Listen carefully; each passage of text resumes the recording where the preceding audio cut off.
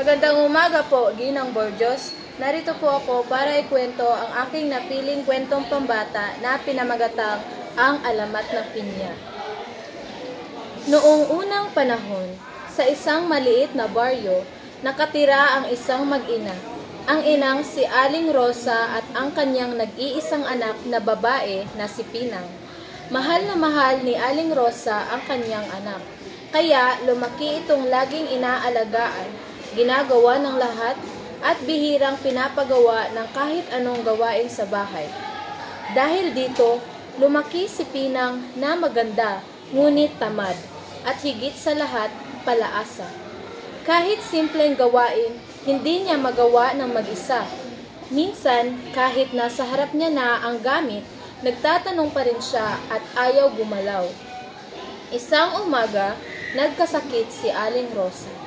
Halos hindi siya makatayo, kaya tinawag niya si Pinang. "Anak," mahina niyang sabi, "ikaw muna ang gumawa ng mga gawain sa bahay. Pakiusap, magluto ka ng lugaw." Sumimangot si Pinang at dahan-dahang tumayo. "Sige na po, Nay." Habang naghahanda, nagtanong si Pinang, "Nay, nasaan ang bigas? Nay, nasaan ang sandok? Nay, nasaan ang palayok? Nay, nasaan ang tubig na ipapakulo?" Napapikit si Aling Rosa sa sobrang inis at pagod. "Pinang, nasa paligid mo lang. Ginamit mo na ang mga yan araw-araw pero hindi mo maalala? Bakit hindi mo man lang hanapin?" Pero hindi pa rin nagbago si Pinang. Kahit napakasimple ng bagay, lagi siyang nagtatanong. Lumipas ang mga araw, mas lalong lumala ang sakit ni Aling Rosa. Isang hapon, habang naririnig niya ang anak na muling nagtatanong ng, "Nay, nasaan po yung sandok?" Hindi na nakapagpigil ang ina. Napaluha siya at napausan. "Kung maaari lang, sana ay magkaroon ka ng maraming mata para makita mo lahat ng hinahanap mo." Hindi niya sinasadya ang sinabi. Ito'y nasabi lamang dahil sa matinding pagod, sama ng loob, at pagnanais na matuto ang anak. Kinagabihan, nagulat si Aling Rosa dahil hindi na niya makita si Pinang.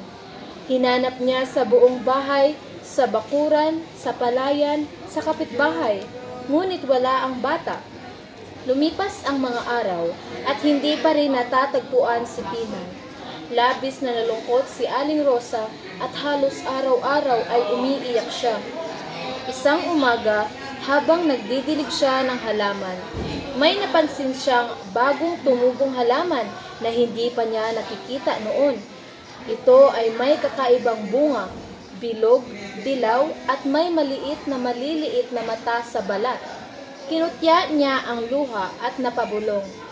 Parang si Pinang. Ginawa niyang pagkain ang bunga at nagulat siya dahil masarap. Pero sa tuwing titingnan niya ito, hindi niya maiwasang mapaluha.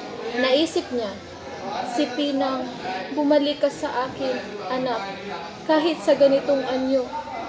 Simula noon, tinawag niya ang bunga na pinya mula sa pangalan ng kanyang anak at kumalat ang kwento sa buong baryo, tapos sa buong bayan, hanggang naging alamat ng buong bansa.